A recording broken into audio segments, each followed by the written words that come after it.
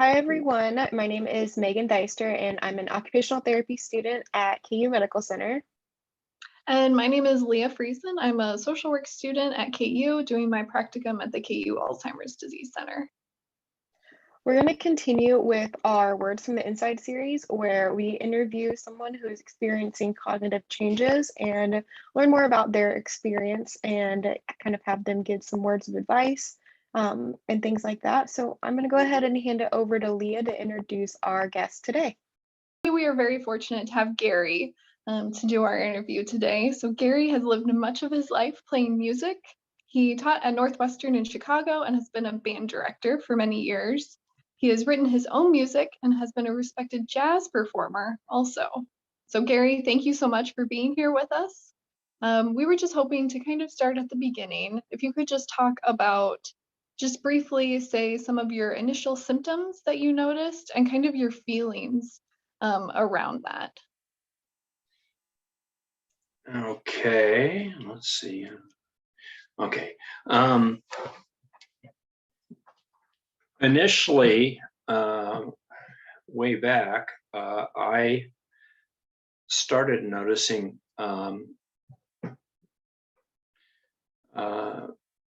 some things in my ability to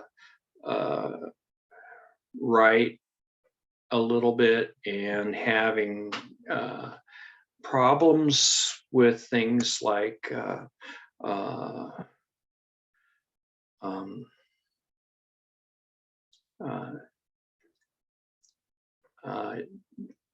problems with sometimes when I was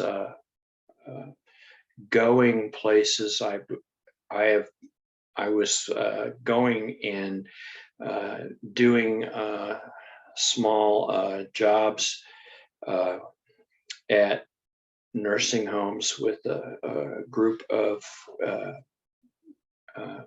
people, and for an outlet for them to play and listen to us play. I was noticing sometimes I would not go to the right place or take a wrong turn, and things like that, and find out that I was wrong and I had to go back and double back and go to the place that I was going to go to. And a lot of other things. My speech started being a little bit difficult, I guess. Do you want to share kind of like what your reaction was to getting that diagnosis? Well, yeah, I wasn't happy, that's for sure. I mean, no one would be happy about that. I mean, that I'm sure of. It's kind of a hard thing to wrap your brain around.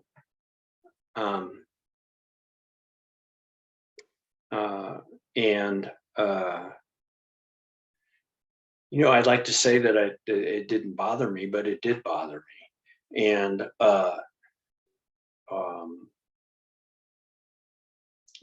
I was pretty down about that.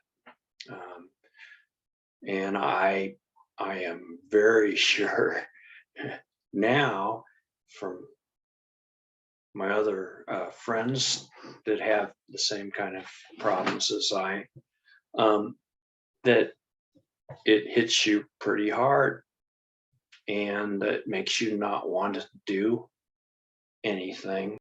But I mean, there are a lot of things going on, and after getting some help and everything from the KU Center, which helped me kind of work through some of my problems of speech and things, it has gotten better, and the medications that I've gone through and have eventually made it so that I'm really, really quite good with it. So that's a good thing, and but I don't know that. Well, I don't know of anybody that would not just when you first find out a diagnosis like that you're going to be happy about it, and that you're going to be able to really even get your head around it for a while. Yeah, Gary, I think you made a lot of points, and I guarantee you that you're correct that, it's hard for anyone to really wrap their head around this. And it probably is like a very shocking thing, especially when you're going through it. You did touch on a little bit about learning some strategies to kind of help with your speech. I was just wondering if you would share maybe some of the strategies that you've learned to kind of compensate for those areas that you might be having more difficulty with. Yeah. First and foremost was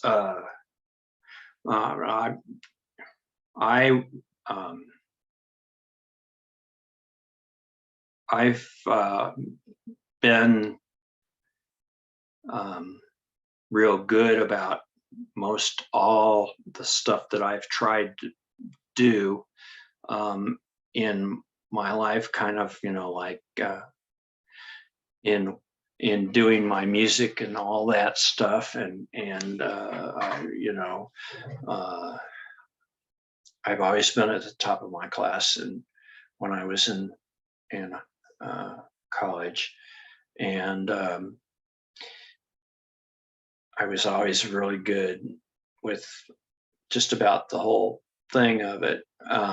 But I was having more problems of from anything from forgetting where my keys are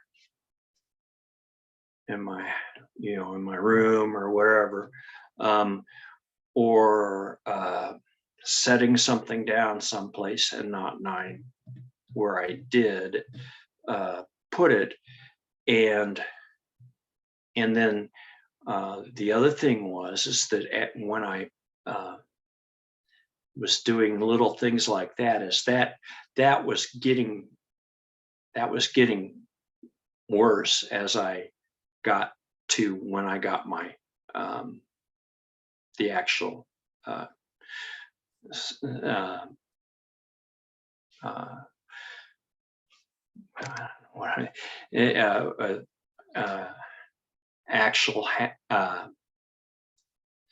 actual diagnose for that, and it was that my speech had gotten worse, so that I would be trying to read. I don't have any trouble reading books or anything like that. I can read them real good, but to read a piece of paper with stuff on it started becoming a problem with me. and I started having problems with um,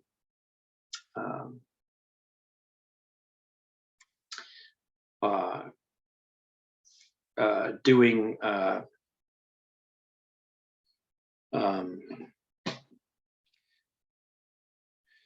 well, within that, I can say that right now, you just saw me.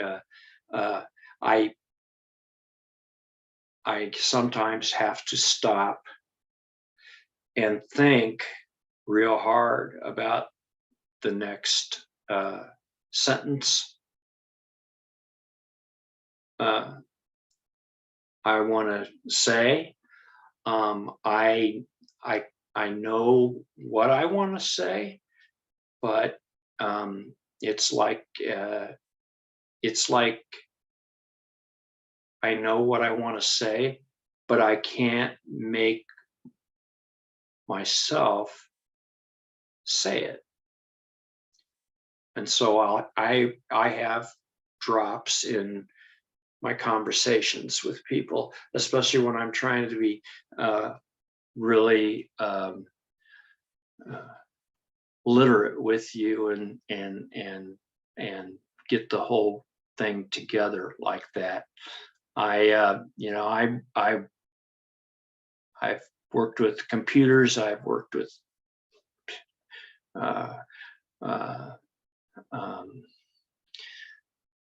all sorts of kind of computers, ones that you can make complete music things together, and I can put those together and run them and everything like that. But now I can't actually.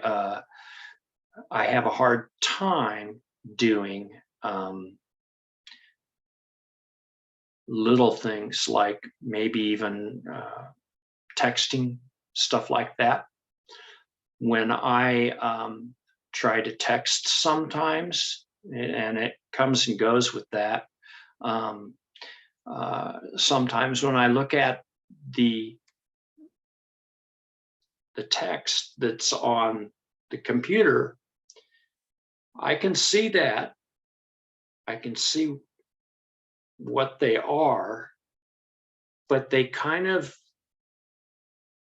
tend to move around a little bit and blend in.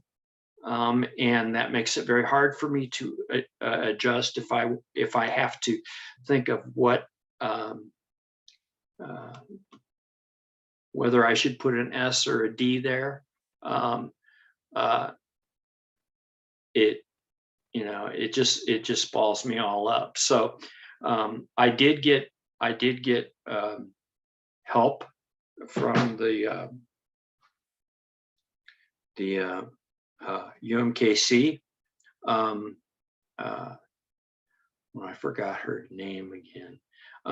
And with one of the persons down there, and she was really, really good about kind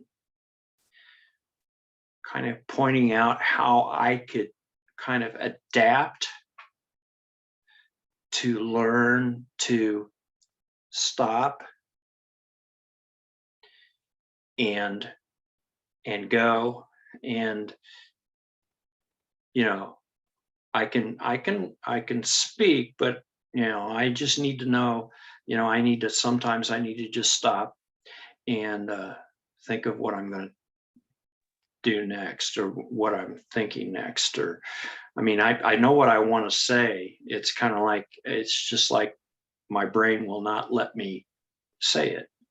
Yeah, Gary, I appreciate you painting that picture for us too. Like you saying, you have the words in your head, you know what you want to say, but you just can't get it out. Yeah. And I think that's such a great strategy that you have. Also, just like pausing and waiting and stopping, and which is also very important to anybody who's going to be working with us, Mhm. they got to know that. Um, Boy, that is number one. That is the thing that you've got to do. You guys got to learn that right off the bat, that you got to stop and let the person just kind of do his thing. Um, and it really does help, because Mhm. it seems like you're giving us I don't know what it is, but it gives us the time to kind of settle ourselves back down and move on, you know. Mhm. So And I think that's a great kind of segue into our last question. mhm. So Gary, we just want to know what advice you would have for someone that's going through something similar to what you have gone through. Well, first of all, of course, they should, if they even have an inkling of some kind of problem like that, where it's they know that there's something not quite right, that they could do it, but it's not quite doing it the way it used to. They should go and see their doctor. I mean, they can see their primary doctor. Most of those doctors know the basics there and can give them kind of a um, I don't know how to describe it, but to give them a little bit of a, a, a, a way of kind of adjust thinking, and how and and and how they are speaking as opposed to what it should be. They have ways to kind of look that up. And then you want to, if it they say so, you should definitely either go and go to um, uh, uh, well, go to someone that will either give you um, like I can't think of the things right now. The either a Are you thinking like a neurologist? neur- either a neurologist, or someone who is cognizant of brain type stuff, and going to them. But a neurologist is probably the first place you should be, or maybe the second place that you should be after seeing your doctor first. And don't don't wait for it. Thank you so much, Gary, for sharing your experience and kind of sharing some of the strategies that you found work well for you and may also work well for other people. Kind of taking a step back and thinking about those words a little more intentionally when you're maybe having a little harder time thinking of those words you want to say. But I really appreciate you being open and honest, just about your experience overall and kind of way you found to adapt as well and your everyday life. And so, again, I just wanted to thank you for being here and sharing your story with everyone.